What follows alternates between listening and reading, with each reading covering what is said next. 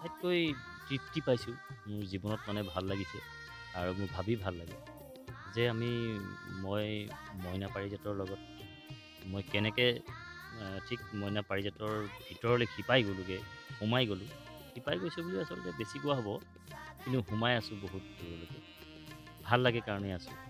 কাৰণ অনুভৱটো খুব ভাল লাগে এইটো কাৰণেই যে মই মোৰ বয়সটো কেতিয়াবা গম নাপাওঁ। মই মোৰ কেতিয়াবা সমস্যাবোৰ মই পাৰিজাতৰ মাজত থাকিলে পাহৰি থাকিব পাৰোঁ। মই মইনাসকলৰ লগত এই লুহুৰা হাত ভৰি, কুমলীয়া সিহঁতৰ কথা, সিহঁতৰ আচৰণ, কুটকুটীয়া স্বভাৱ, লাথুৱা স্বভাৱ, এই স্বভাৱবোৰে আচলতে মোক খুব আকৰ্ষিত কৰে। আৰু ভাবি ভাল লাগে যে ভৱিষ্যত প্ৰজন্ম এটাৰ ওচৰত মই আছোঁ আৰু যিমান পাৰোঁ তেওঁলোকক এটা ভাল পথলৈ যাব পৰাকৈ মন এটা সৃষ্টিৰ এটা মোৰ চেষ্টা এটা থাকে।